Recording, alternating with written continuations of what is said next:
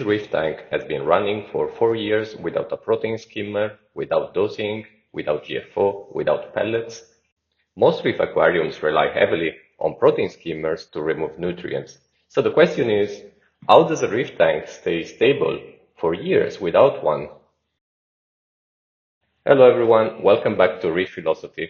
If you watched the previous videos on this channel, you've seen that this reef tank runs without a protein skimmer and without dosing systems. Instead, the system relies on a combination of mechanical filtration, biological filtration, and algae growth, most importantly.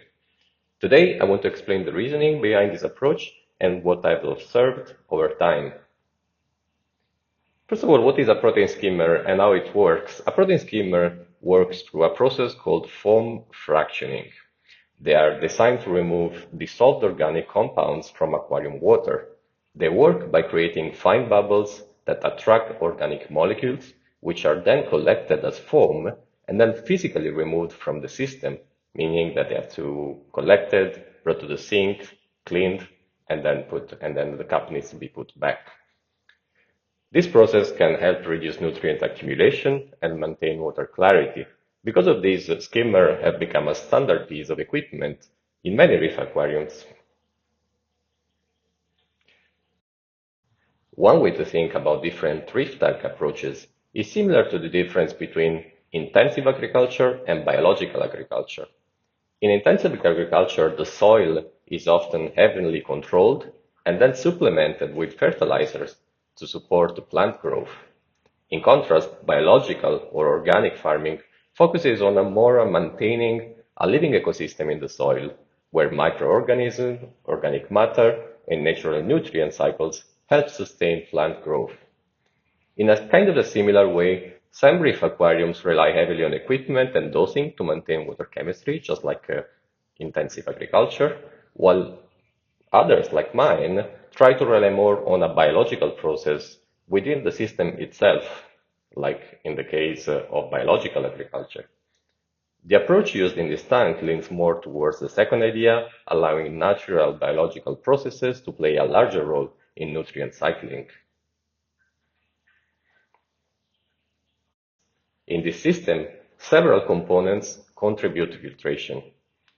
The first stage is mechanical filtration. This is no different than traditional reef aquariums. Basically, I'm using a roller filter through a reef mat that removes particular waste before it begins breaking down. Next, there is biological filtration, which is basically what occurs on the surfaces of live rocks and also on other structures in the aquarium. I've also added some ceramic rocks to create additional surfaces to allow this biological filtration to happen, basically creating more room for bacteria to grow.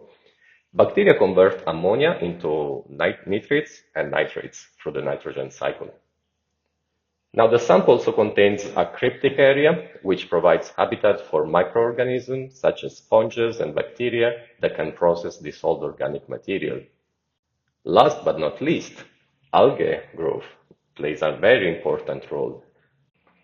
Algae absorb nutrients like nitrogen and phosphates as they grow, effectively cleaning the water in a natural and sustainable way. They also provide a very healthy environment for copepods and amphipods to grow, which provide free food for your corals and fish, and they also allow a better stability in the water. They also remove heavy metals, which is a plus. Now, part of the algae that grows on the net is consumed by the fish because I feed it back, especially to the tank who loves it, and part is harvested periodically, which exports nutrients from the system. After about 4 years, the tank has remained stable and healthy. Many of the corals that are now in the aquarium started as small frags a few years ago and have grown over time. In fact, I've had to frag some of them. The acropora, the green acropora, I now have 3 in the tank, but it used to be 1, and I fragged them and glued them back into the aquarium in different parts. I hope this video helps explain why this reef tank has been running without a protein skimmer and what the results have been so far. In future videos, I'll continue documenting how the system evolves. If you'd like to see those videos, don't forget to subscribe, to leave a like. Let me know what you think, comment, And for now, thank you for watching.